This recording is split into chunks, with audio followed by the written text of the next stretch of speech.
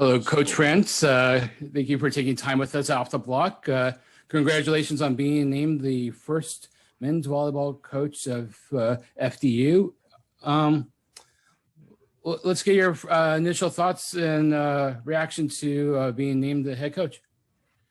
I think it's a tremendous honor to be the first ever coach of a program, and this one is especially gratifying because it is one in a New York City area, and this is a place where you've got boys that are playing volleyball from New Jersey all the way out to the tip of Long Island, and even into we've just forgot about New York City. So there's a whole lot of volleyball being played here, and obviously there was a fit because I'm from this area as well. So I'm really excited to get started. I think we can do some positive things for the game as well as positive things for these young men. Take us into the interview process and the hiring process. Talk to us about the administration and and like you said, why this is a good fit for you. I think that we are so aligned on a lot of different things. They're really looking for some athletes who are sound academically, going to be sound athletically, and sound socially, and we want to have an impact on these young men's lives. And I think that that's something I've tried to do most of my career, if not throughout the whole career that I've had in coaching. And with that said, it's an opportunity to let some young men who haven't gotten the opportunity to play at this level because we do know that there's so many opportunities to play, and there's West Coast, there's East Coast, there's the major players in the East, and then there's Conference Carolinas. And I think that this is just a perfect opportunity to have another program allow these young men to play at the highest levels, and they can grow with the sport as well as the university can grow with the sport. And it also fits a perfect need because the university wants to have more representation, and this is a perfect sport for it. We already have the court, we just have to buy balls and then start playing. So I think it'll be a really good fit. And for me, it's perfect because it allows me to be a head coach again and spread some of my knowledge and my love for the game with some of these athletes who are coming into the college Division I ranks.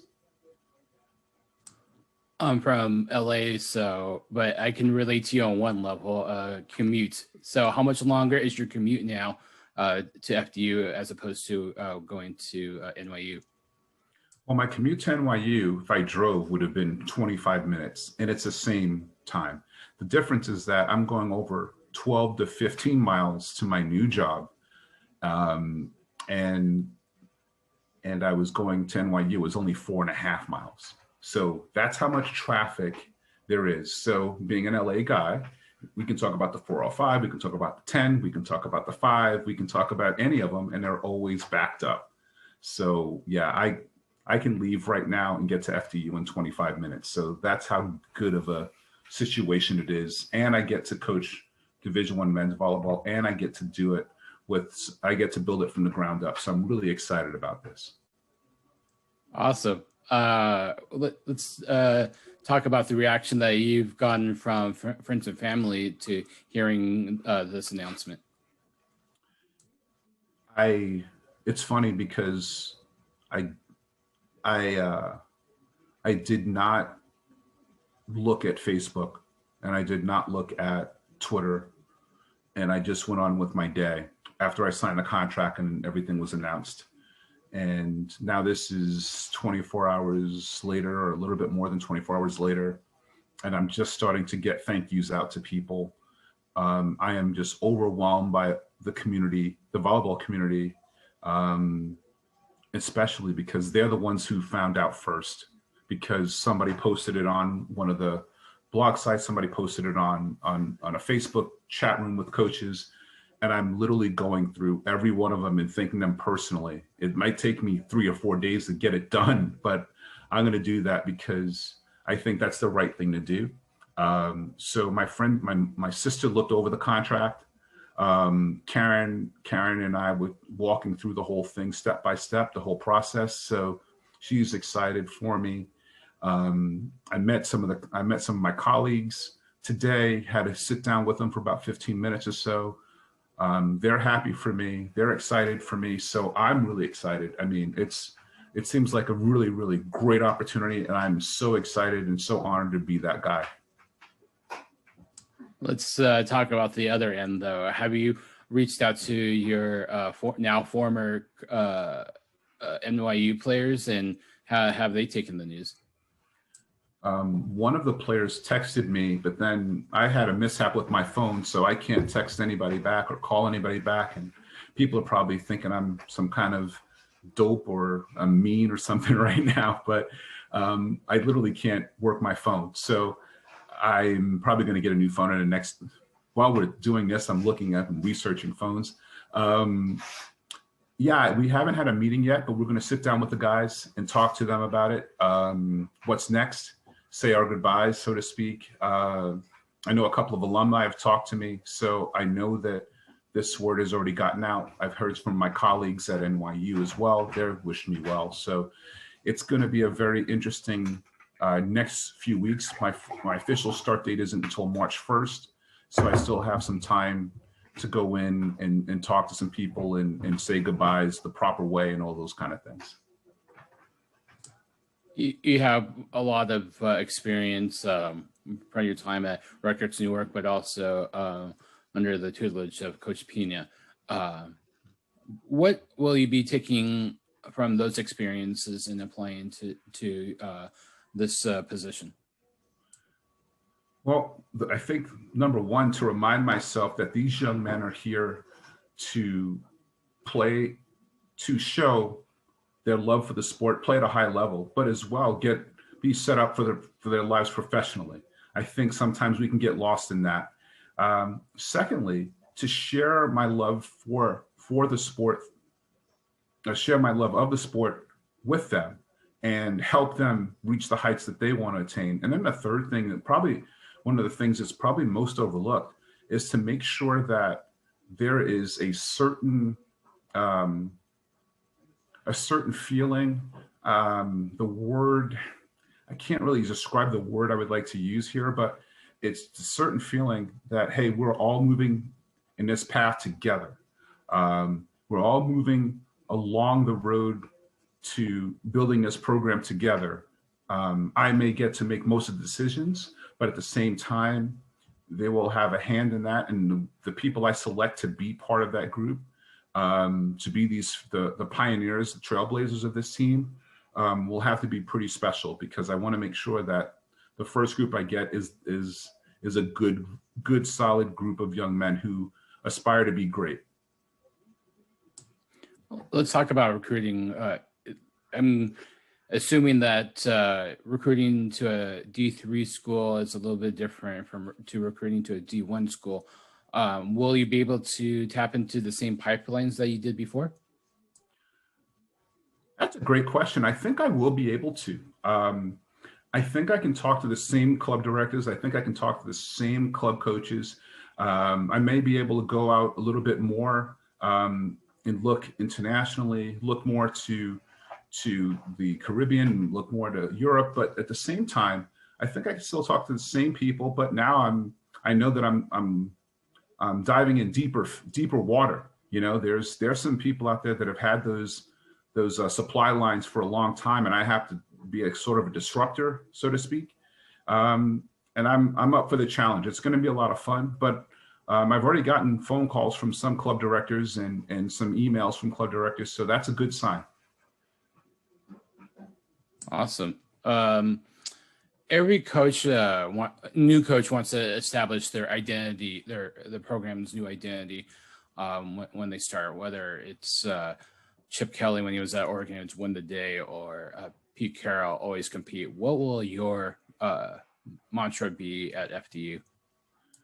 Wow, well, first off, they already have one, which is united. So we're going to keep that.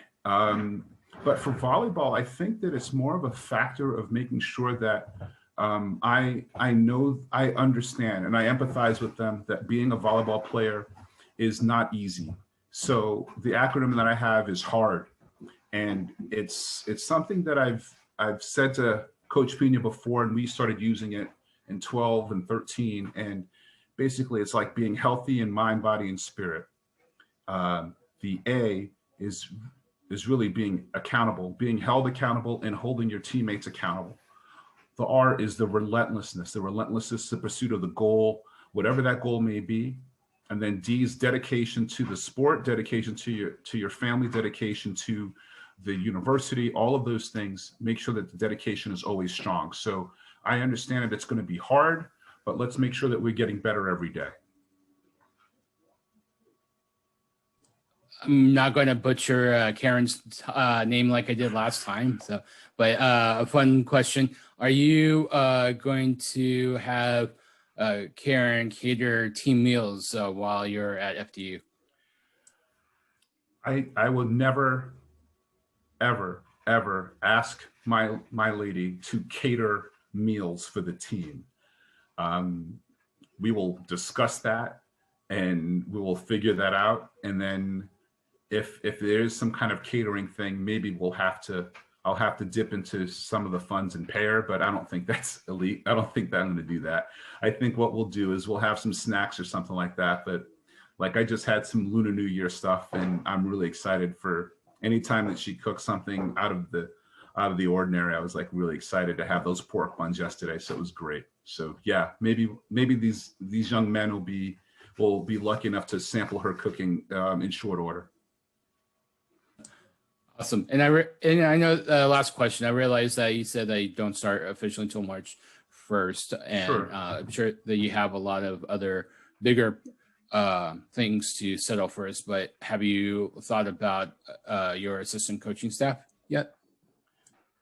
We're gonna hold off on a lot of those things until this summer. And the reason why is it just makes more sense for us. There's really no rush to get a staff in.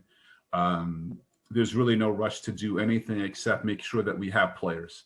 And in the midst of a pandemic, there's not like you can go out and recruit. Division I is on a dead period right now. They may go to a quiet period sometime after April 15th, but right now it's a dead period. So there's nowhere to go. The only thing you can do is watch things on TV. So, I mean, I think I can do that easily by myself for a while.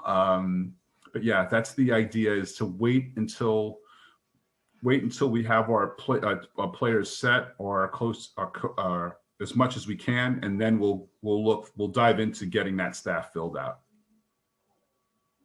Sorry, I lied.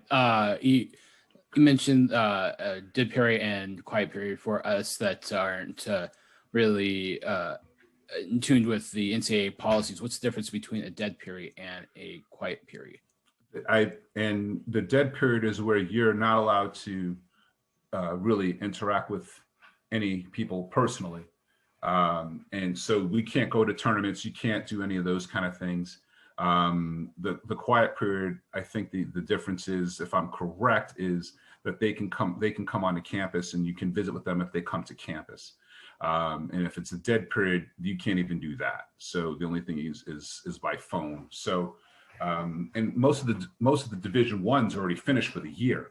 So I'd be the only one. Maybe I shouldn't say I would be the only one, but I might be one of the few schools in Division I that's still looking for players for 21. I would think that most of the Division I's already on their 22s and even 23s. So yeah, I might be out there alone looking at these kids. We wish you best of luck on the recruiting trail. We wish you best of luck in your tenure at FDU, and we thank you for taking time with us off the block. And good luck finding that new phone. Thank you very much. Thank you very much.